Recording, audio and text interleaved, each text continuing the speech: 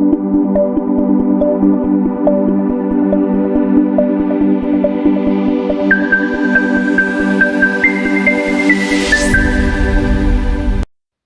everyone, I am Rashmi Samant and today I will discuss about the topic hirsutism.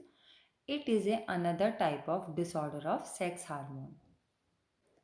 Definition: a condition in which unwanted dark and rough hair grows on the face, back and chest of women is termed as hirsutism. hirsutism एक ऐसी condition होती है जिसमें women के face में, back में unwanted या dark rough hair की ग्रोथ हो जाती है. The hairlessness in affected women indicate abnormal androgen action which is a serious और non serious medical situation.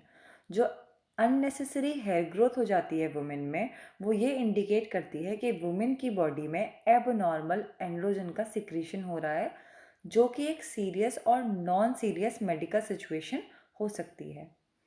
Aetiology: जो आपका हर्सुटिज्म है वो कुछ बेसिक पॉइंट्स की वजह से होता है. Tumours: an androgen secreting tumour of ovaries और एडनल ग्लैंड में कॉजेज हर्सुटिज्म. जो हर्सुटिज्म होता है उसमें एंड्रोजन जो होता है वो ओवरी और एडनल ग्लैंड से सिक्रीट होता है. तो अगर उसमें ट्यूमर या सिस्ट हो जाएगा तो वो एंड्रोजन का जो सिक्रीशन होगा उसमें इंटरफेरेंस हो जाएगा और उस वजह से हमें हमारी बॉडी में हर्सुटिज्म की कंडीशन आ जाएगी. Cushing syndrome: it occur when the body levels of cortisol hormone become too higher production by the adrenal gland. Cushing syndrome एक ऐसा सिंड्रोम होता है जिसमें जो कॉर्टिसोल हार्मोन्स होते हैं जो कि बेसिकली एडनल ग्लैंड से सिक्रीट होते हैं, आपका ग्लूकोकॉर्टिकॉइड, मिनरलोकॉर्टिकॉइड और सेक्स कॉर्टिकॉइड के फॉर्म में, अगर उनका लेवल बॉडी में बहुत ज़्यादा हाई हो जाएगा तो कुशिंग सिंड्रोम होता है. और सेक्स कॉर्टिकॉइड के अंदर एंड्रोजन आता है, तो अगर उसका लेवल बॉडी में हाई हो जाएगा तो वो अननेसेसरी हेयर ग्रोथ को प्रमोट करेगा. Polycystic ovary syndrome: it is most common cause occurring due to an imbalance of sex hormone. जो पॉलीसिस्टिक ओवरी सिंड्रोम होता है वो फीमेल सेक्स हार्मोन के इम्बैलेंस की वजह से होता है.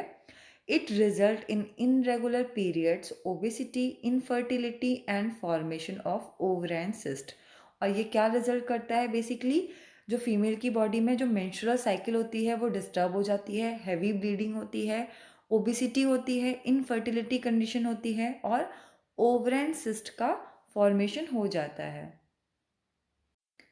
Congenital adrenal hyperplasia: the word congenital means by birth. ये एक ऐसी कंडीशन होती है जिसमें जो एड्रेनल ग्लैंड होती है हमारी, उसका साइज़ इंक्रीज़ हो जाता है और ये बाय बर्थ होती है. और इस वजह से जो स्टेरॉयड हार्मोन होते हैं उनका प्रोडक्शन एबनॉर्मल अमाउंट में होने लगता है. तो कुछ हार्मोन्स का जो प्रोडक्शन होता है वो लोअर लेवल पे होता है और उस वजह से एंड्रोजन का जो सिक्रीशन होता है वो ज़्यादा अमाउंट में हो जाता है और हर्सुटिज्म की कंडीशन आ जाती है. Sign and symptoms: development of stiff and dark hair on the face, chest and back of the women. When the androgen level become too high the following symptoms occur. Deepening of voice, आवाज़ में बहुत ज़्यादा भारीपन आ जाता है. Acne condition आ जाती है. एक्ने एक ऐसी कंडीशन होती है जिसमें जो वुमेन का फेस होता है वो बहुत ज़्यादा ऑयलियर हो जाता है और उसके फेस पे हेयर ग्रोथ हो जाती है. Decrease in breast size and increase in muscle mass. Diagnosis: test measuring the blood level of testosterone like hormone determines whether or not the elevated level of androgens are causing hirsutism. Basically हम androgen के level को check करने के लिए testosterone का test करते हैं और ब्लड में उसका लेवल चेक करते हैं कि कितना ज़्यादा उसका लेवल है और उस हिसाब से हम ये देखते हैं कि हमारी बॉडी में एंड्रोजन का जो लेवल है वो इंक्रीज़ हुआ है तो हमें हर्सुटिज्म कंडीशन हो गई है. The doctor recommends an ultrasound or a CT scan to check for the presence of tumors or cyst on ovary and adrenal gland. जो डॉक्टर होते हैं वो बेसिकली अल्ट्रासाउंड या फिर कंप्यूटर टोमोग्राफी को भी रिकमेंड करते हैं ये चेक करने के लिए कि ओवरी या एड्रेनल ग्लैंड में कोई सिस्ट या ट्यूमर तो नहीं है. Treatment: oral contraceptives, Hirsutism caused by androgen production is treated with birth control pills and other hormonal contraceptive containing estrogen and progesterone.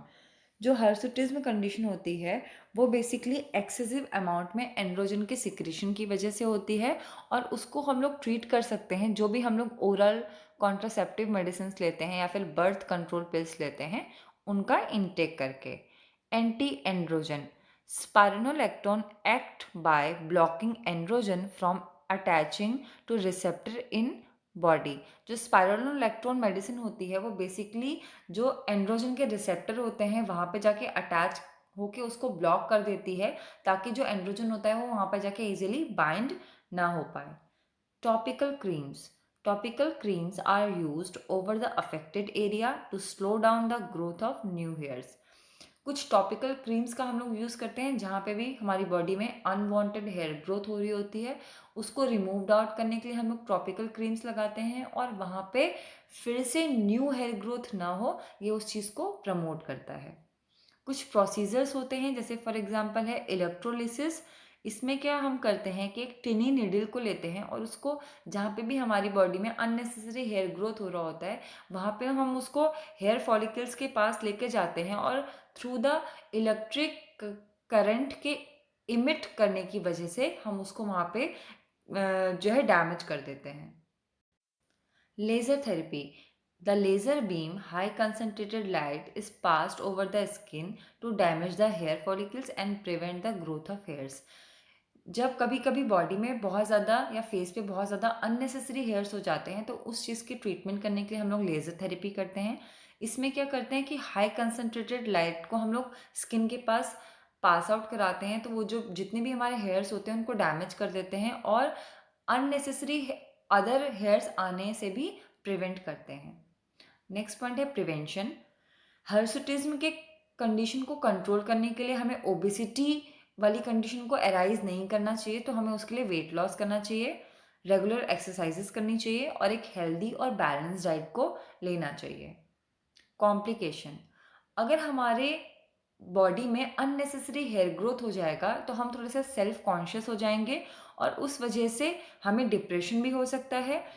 Body में हार्मोनल डिस्टर्बेंस की वजह से इरेगुलर पीरियड्स भी हो सकते हैं और पॉलीसिस्टिक ओवरी सिंड्रोम की कंडीशन भी आ सकती है.